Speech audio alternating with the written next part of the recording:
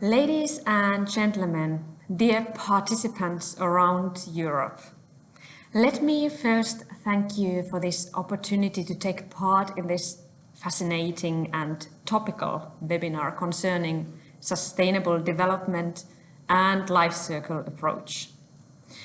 We all know that we only have one planet Earth. Our planet is unique with all its versatile nature. We also know that we are currently overusing the precious natural resources it provides us. Global challenges like climate change and the loss of biodiversity put even more pressure on our planet's ecosystems. Living life is in decline. Fortunately, all kinds of challenges can be tackled and solved by working together with determination. That is how I think and strongly believe in. However, in order to turn to a more sustainable path, we must reform our economies and our entire thinking of consumption and production patterns.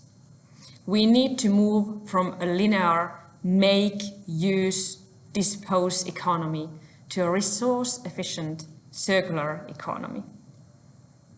The circular economy may be a new word, but its principles are familiar from earlier days, already from my parents' childhood. Basically, it is about thinking carefully what we really need, maximizing the life cycle of products, and in the end, reusing or recycling them as efficiently as possible. In a circular economy, we first of all consume only what we really need. We may reuse more, reduce our consumption, and also refuse some things. We should also think whether we need a product or rather a service. Must we really own everything? Or can we share some things? It used to be quite common to borrow tools from a neighbor or co-own equipment that is needed only a few times a year. These days, city bikes or shared wardrobes represent a few examples of the sharing economy. Smart and easy, whether evaluated from the economic or ecological perspective. Dear friends, another key element is product design. All products should be designed to be long-lasting, repairable, reusable, and recyclable. This will help us reduce the consumption of virgin raw materials and thereby address the big environmental problems we are facing. A good product is not thrown away the next day. Considering the development during past few decades and years, I actually do think that we have managed to take big steps, or in certain cases, even huge leaps in promoting more sustainable ways of producing, consuming, and recycling products and materials. However, in terms of life cycle approach, we are not yet there. To be honest, we are still prone to regulate and assess the impacts of products and services by concentrating rather on certain individual phases of life cycles than the life cycle as a whole, thus closing the circle.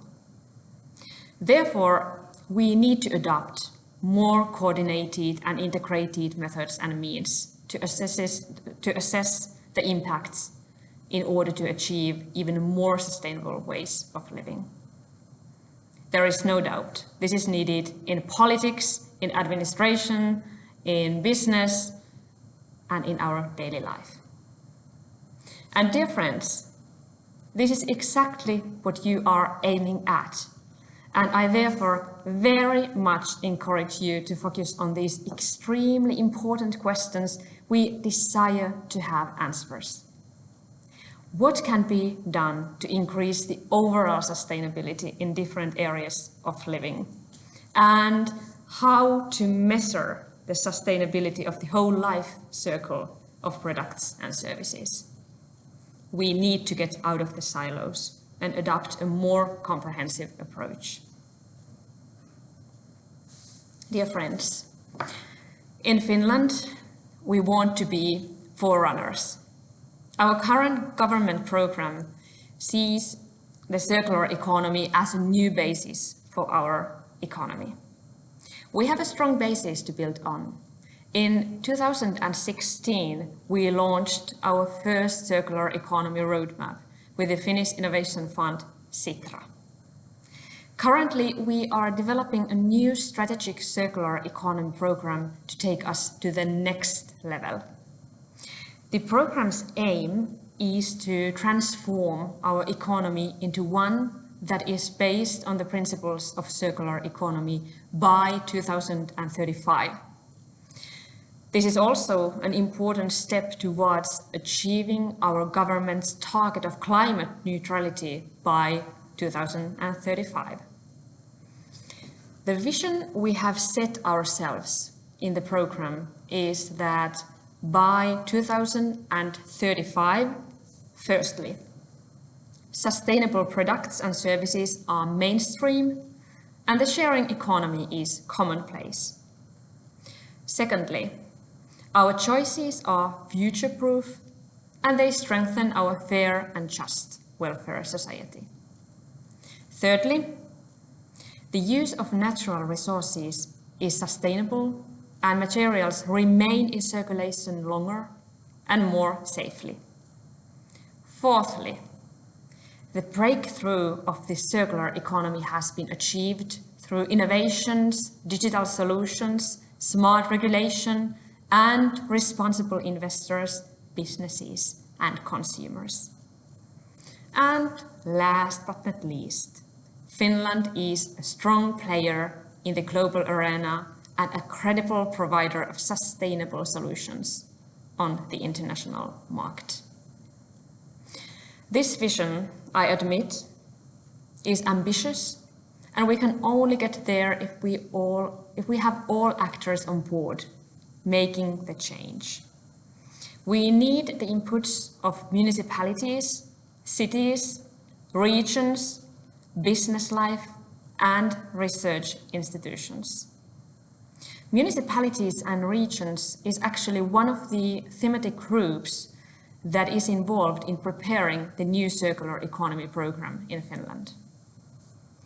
We, as politicians, must create enabling legal frameworks and incentives for developing circular economy solutions and business models. Municipalities and regions are powerful agents of change, also in developing the circular economy. At the moment, we actually see networks of cities and regions emerging around the world. Some of the networks have set themselves very ambitious climate targets and also aim to become zero waste and consume less. The cities and regions do not just set targets, but they also involve all key players from businesses to citizens to the work. The frontrunners create roadmaps and launch concrete demonstrations, experiments, and pilots. They aim also to strengthen the regional economy, to create growth and jobs, and to promote sustainable well-being. Public procurement is one tool that local actors can use to promote circular economy and other sustainability targets. The value of the Finnish public sector's procurements is approximately 35 billion euros annually, or on average 16% of the country's GDP. That is a huge amount of money. It is obvious that public procurements play a remarkable role in promoting sustainable development. And in this sense, in 2018, we established a network-based competence center for sustainable and innovative public procurement in Finland called Keino. as part of our previous government's actions to promote the circular economy and climate action. Keino supports and helps Finnish public contracting authorities with the development of sustainable and innovative procurement. It aims to raise awareness about the potential of public procurement in promoting sustainability targets and to increase the number of innovative and sustainable procurements in Finland. It is also a platform for contracting entities to openly disseminate information on their own experiences and also learn from one another. Dear friends, particularly now that we are struggling with the COVID-19 crisis, we must make sure that also our economic recovery measures support sustainable development at all levels. We can turn this into an opportunity to build climate neutral, resource efficient, and socially just circular economies. We have both European Union and national resources available for the work. Now our job is to use them wisely. We need to create a more sustainable lifestyle, but also it will require a change in perspective. In other words, we need to move on to a resource-efficient circular economy. And I believe we have every potential for doing this. With these words, I wish you all an inspiring webinar and stimulating discussions about this extremely important topic. And I am also looking forward to your final conclusions and concrete outcomes. So thank you and bon courage.